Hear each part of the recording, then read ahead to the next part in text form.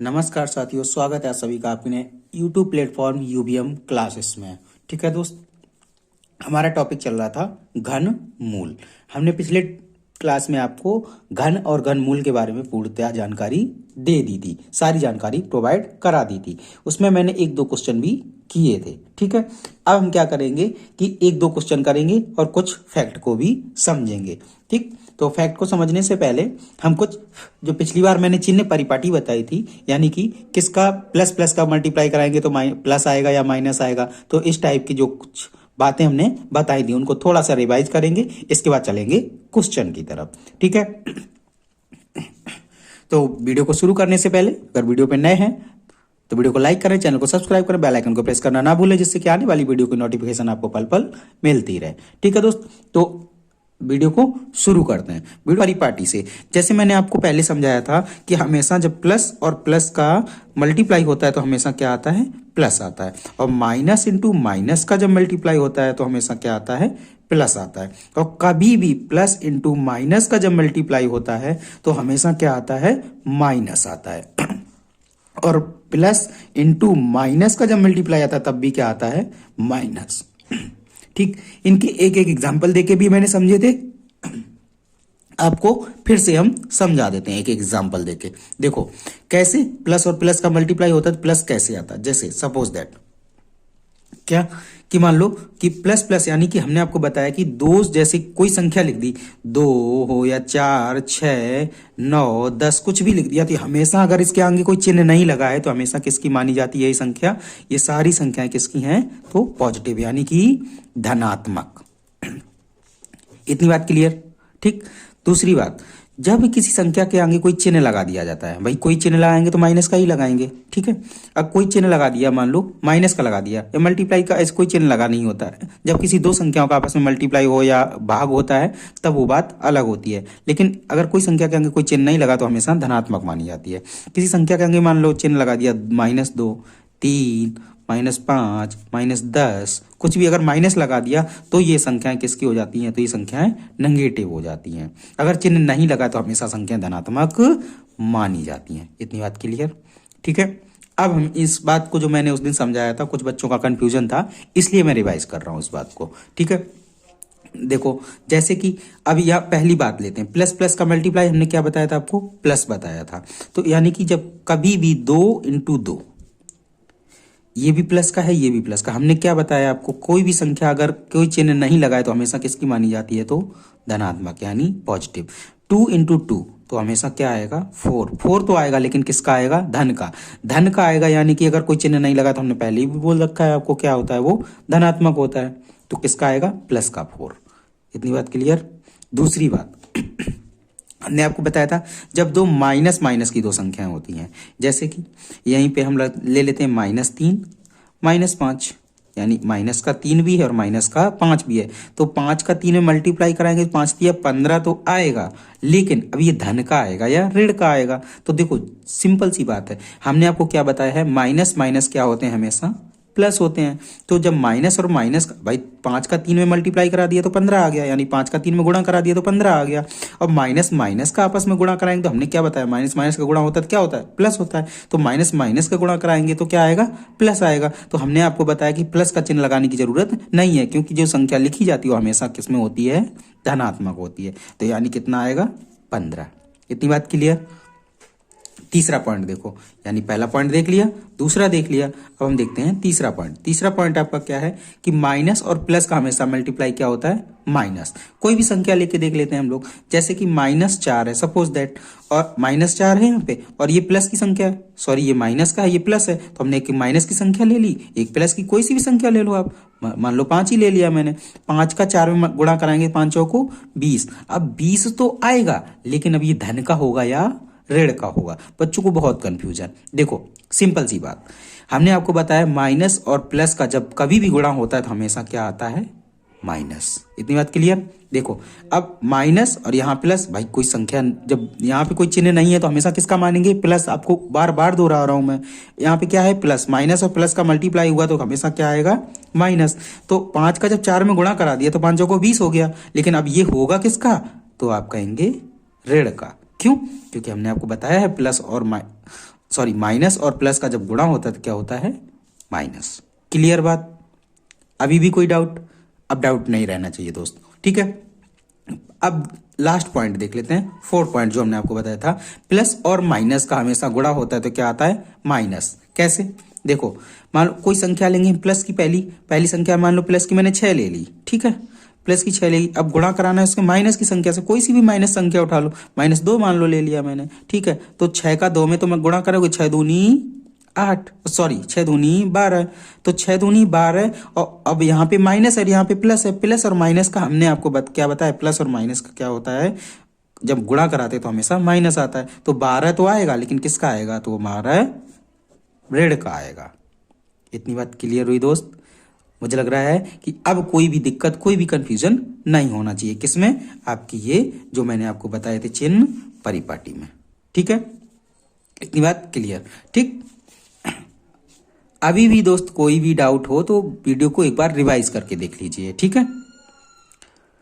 और नहीं तो हमारा प्रीवियस वाला वीडियो जरूर देखिएगा, आपको अच्छे से समझ में आएगा। मैंने उसमें भी समझाया और आपके डाउट को इसमें भी क्लियर कर दिया है, ठीक। अब देखो, अब हम उसी टॉपिक पे चलते हैं, किस पे, घन और घनमूल पे। अब क्वेश्चन पे चलते हैं, ठीक है, डायरेक्टली। अब देखो, निम्न संख्याओं को घनमूल ज्ञात करना है। हमको क्या निकालना है, तो जो संख्याएं दी जाएंगी इनका क्या निकालना होगा हमको, घनमूल। ये होगा हमारा क्वेश्चन, ठीक है। तो हमको निकालना क्या होगा, घनमूल, ठीक। या फिर ऐसे क्वेश्चन भी पूछ देता है कि बताओ संख्या घनमूल है या नहीं है। कैसे पूछ देता है, बताओ कि संख्या घनमूल है या नहीं, इस तरीके से भी क्वेश्चन पूछ देता है। तो उसके लिए एक, दोनों के लिए एक ही तरीका है, क्या करना है, कुछ जो संख्या दी जाएगी उसका सबसे पहले क्या करेंगे, फैक्टर करेंगे, यानी गुणनखंड करेंगे। और गुणनखंड करने के बाद में 3-3 का ट्रिपलेट बनाएंगे, यानी समूह बनाएंगे।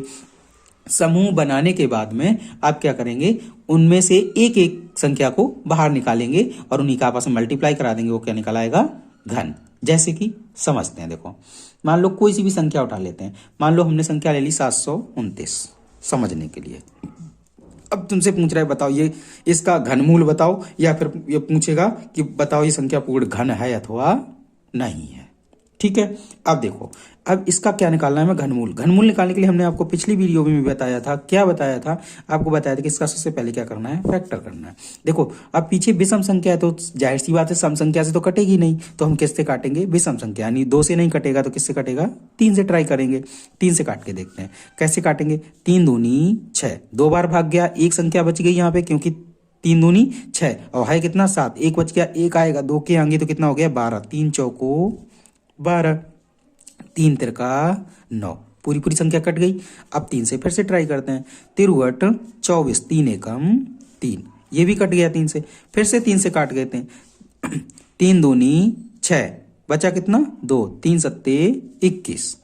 फिर से काटते हैं, 3 निम 27, 3 से फिर से काटते हैं, 3 तिरका 9, 3 से फिर से काटते हैं, 3 एकम 3। हमने आपको क्या बताया था, जब तक काटना है जब तक लास्ट में संख्या 1 ना बचे। कितनी, 1। तो यहाँ पे कितनी बची है, 1। तो हमारा क्या फाइनली कट गया। अब हम क्या करेंगे, इनको रखेंगे और ट्रिपलेट बनाएंगे। जैसे 3 3 3 कितनी बार आया है, तो 6 बार आया है। यहाँ रखेंगे 3 into 3 into 3 into 3 into 3 into 3।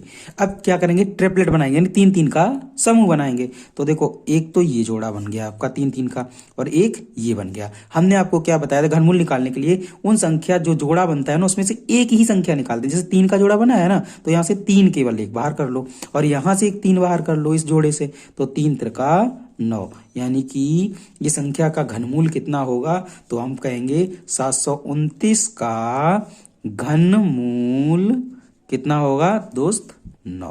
यही क्या होगा आपका आंसर। क्लियर, कोई डाउट नहीं होना चाहिए दोस्त। कैसी भी क्वेश्चन आए, कैसे भी संख्या आए, चाहे हमसे घनमूल पूछे या पूछे बताओ पूर्ण घन है या नहीं है। अगर देखो यहाँ पे कोई जोड़ा 3 का नहीं बनता, कोई जोड़ा 3 का अगर नहीं बनता तो वही क्या होती, संख्या घनमूल नहीं होती, यानी पूर्ण घन नहीं होती, ठीक। लेकिन यहाँ पे 3 3 का जोड़ा पूर्णतया बन गया है, तो यहाँ पे क्या कहते हैं, यहाँ पे क्या है, ये पूर्ण घन है, ठीक। यानी कि इसकी क्या है, इसका घनमूल क्या है, तो इसका घनमूल 9 है। इतनी बात क्लियर, ठीक। एक संख्या और कोई लेके देखते हैं, इसके बाद में दोस्त सेशन को क्लोज करेंगे। ठीक है, तो एक क्वेश्चन और उठा के देखते हैं, और वो ऐसी संख्या उठाएंगे हम दोस्त कि वो पूर्ण घन नहीं होगी। कोई सी भी संख्या ऐसी रखो जो पूर्ण घन ना हो। सपोज दैट 432 ही ले लेते हैं। ठीक है, ये पूर्ण घन नहीं होगी। चलो, पूछ रहा है कि 432 पूर्ण घन है या नहीं। ठीक, तो इसके लिए अब देखो 432 को क्या करेंगे, सबसे पहले फैक्टर करेंगे। तो फैक्टर करने के लिए क्या, हमने वैसे ही काटना चालू करेंगे। देखो लास्ट में 2 है तो 2 से कट जाएगा, ये सम संख्या है। तो 2 दूनी 4, यहाँ पे 3 बचा, 2 एकम 2, 6 दूनी 12, 2 से फिर से काटते हैं। तो 2 एकम 2, 1 में भाग नहीं जाएगा, भाग टूटी बिंदी, 16, 8 दूनी 16, 2 से फिर से काटते हैं। 2 पंचे 10 और 4 दूनी 8, फिर से 2 से ट्राई करते हैं। 2 से काटेंगे, 27 दूनी 54, 2 से अब नहीं कटेगा क्योंकि विषम संख्या है, तो 3 से काटेंगे, 3 निम 27, 3 से फिर से काटेंगे, 3 तिरका 9, 3 से एक बार फिर कट जाएगा, 3 एकम 3। अब हम क्या करेंगे, इनके वैसे ही रखेंगे जैसे हम बताते थे कि आपको खंड रखने हैं जितनी बार आए। अब देखो 2 कितनी बार कटा है, 1 2 3 4 बार, तो 2 को रखेंगे, 2 2 2 2, और 3 कितनी बार है, तो 3 बार है, इंटू 3 इंटू 3 इंटू 3। अब हमने क्या बताया आपको कि पूर्ण क्या करना है, ट्रिपलेट बनाना है। ट्रिपलेट मतलब 3 3 का समूह बनाना है। तो 1 तो 2 का समूह ये बन गया, अब ये 2 रह गया, कोई बात नहीं, छोड़ दो इसको। 3 का समूह इधर देखो बन गया। अब देखो 1 2 का समूह, 1 3 का समूह बन गया। तो ये 2 और 3 का समूह तो बन गया, लेकिन ये 2 अकेला क्या हुआ, छूट गया दोस्त। तो हम क्या कहेंगे, जब किसी भी संख्या का पूर्ण 3 3 का जोड़ा नहीं बन पाएगा तो हम क्या लिखेंगे कि संख्या पूर्ण घन नहीं है। क्या है, संख्या पूर्ण घन नहीं है। ठीक है, संख्या पूर्ण घन नहीं है। घन कब होती पूर्ण, जब इस 2 का भी क्या होता, जोड़ा बन जाता। कितने, क्या 3 3 का समूह, ट्रिपलेट बन जाता। ठीक, तो ये संख्या क्या है, पूर्ण घन नहीं है। ठीक, कभी कभी क्वेश्चन ऐसे भी पूछता है, कैसे, जैसे पूछ दिया संख्या पूर्ण घन है या नहीं है। कभी कभी ऐसे भी पूछ देता है कि बताओ किस संख्या से भाग दें कि संख्या पूर्ण घन बन जाए। तो क्वेश्चन घुमा फिरा के कैसे भी पूछेगा। अब यहाँ पे देखो दोस्त, अगर 2 से भाग कर दें, अगर 2 से भाग कर देंगे तो जाहिर सी बात है 2 कट जाएगा यहाँ से। कैसे, देखो यहाँ पे क्या है, 2 2 कितनी बार है, 4 बार। इसके बाद 3 इंटू 3 इंटू 3। अब किस संख्या से भाग दे दें कि संख्या पूर्ण घन हो जाए, तो हम क्या करें, अगर 2 से भाग दे दें, 2 से 2 कट जाएगा ना। तो अब देखो क्यों, क्योंकि जिसका जोड़ा नहीं बना उसी संख्या से भाग देना पड़ता है हमेशा। ठीक है, तो 2 का जोड़ा नहीं बना, हमने 2 से भाग कर दिया तो कितना, या अब यहाँ पे देखो, अब यहाँ पे संख्या कितनी बची है, यहाँ पे आपके पास संख्या बची है। क्वेश्चन को घुमाएगा सिर्फ कैसे, कि किससे भाग करने की संख्या पूर्ण घन हो जाए। तो यहाँ पे क्या होगा, अब इनमें देखो क्या क्या बचा है, तो 2 इंटू 2 इंटू 2 और 3 इंटू 3 इंटू 3।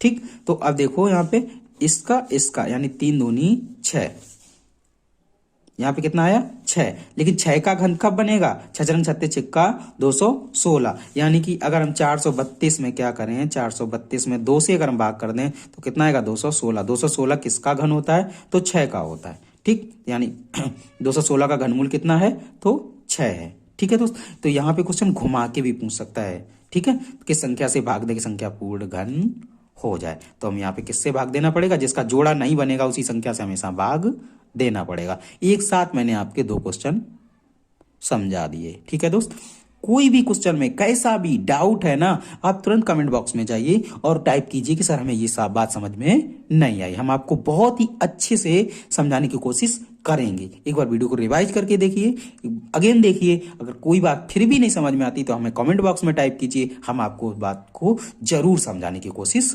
करेंगे। ठीक है दोस्त, आज के सेशन में इतना ही था। ठीक है, अगले सेशन में फिर मिलेंगे।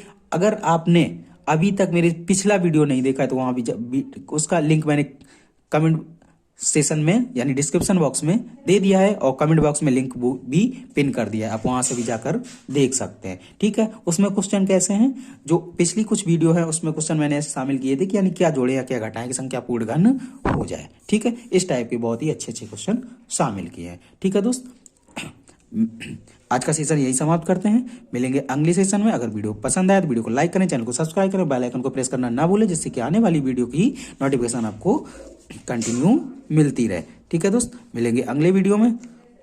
तब तक के लिए सभी साथियों को नमस्कार, जय हिंद, वंदे मातरम।